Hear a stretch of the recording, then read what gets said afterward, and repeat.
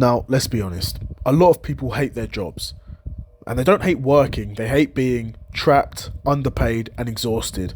And they feel stuck in a system that doesn't care if they thrive, only if they're productive.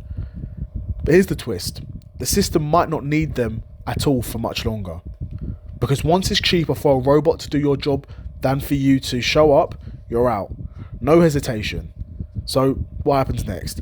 In my opinion, that's when universal basic income becomes not just possible, but inevitable. And in this video, we're going to look into it. Now, we've already seen it begin with self-checkout lanes replacing cashiers, AI replacing customer service agents, and robots in warehouses moving packages 24/7. But that's just the start. The second it becomes more profitable for companies to hire robots instead of humans, they will, and they won't think twice. Because corporations don't care about creating jobs, they care about cutting costs and increasing margins. And at that moment, when AI and robotics become faster, cheaper, and more reliable than you, it's coming fast. It's not emotional, it's not personal, it's economic. And when millions lose their jobs, you'll hear people ask, well, what do we do with all these people?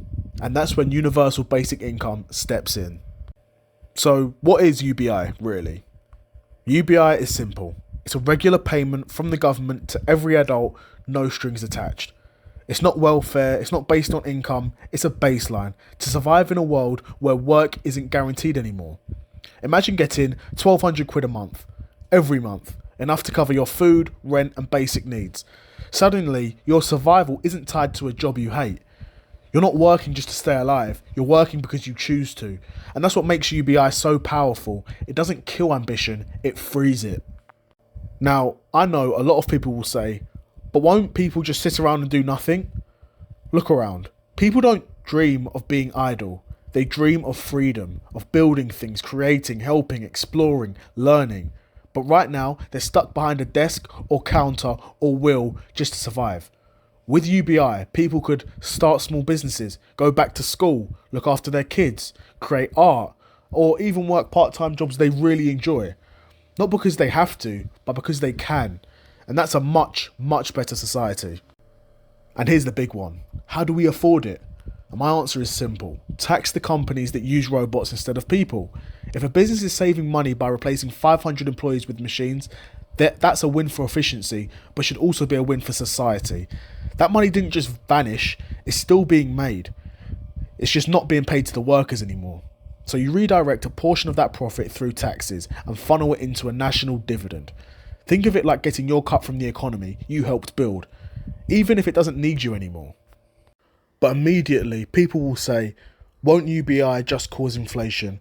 Prices will go up because people have more money. Now, here's why I don't buy that, if it's done right.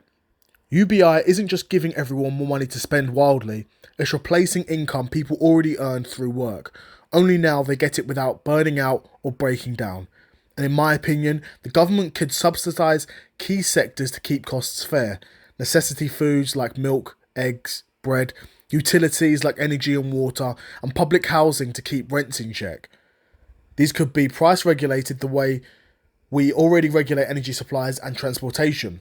Plus, technology keeps getting cheaper. Phones, laptops, TVs, even cars. The refurbished market is booming. So if we structure things properly, UBI wouldn't cause runaway inflation, it would give people the security to breathe. And at its core, this is what it's really about. Time. We've spent the last 150 years building an economy where success means working yourself into the ground, clocking in, clocking out, chasing rent and waiting for the weekend. UBI breaks that cycle. It says, you are valuable, even when you're not productive. You deserve rest, creativity, family and freedom. People could live on their own terms and not just survive. Some will paint this as lazy or dangerous, but honestly, is it any more dangerous than millions of people burning out in jobs that they were always going to be automated anyway? Now, universal basic income isn't just a futuristic fantasy. In my opinion, it's inevitable. Because when machines become better workers than humans, something has to change. We either let millions fall into poverty, or we redefine what work means, what value means, and what freedom means. And maybe, just maybe, a world without soul-crushing jobs could be a better one. Let me know what you guys think in the comments, and would you support a universal basic income, or do you think this is all just a fantasy?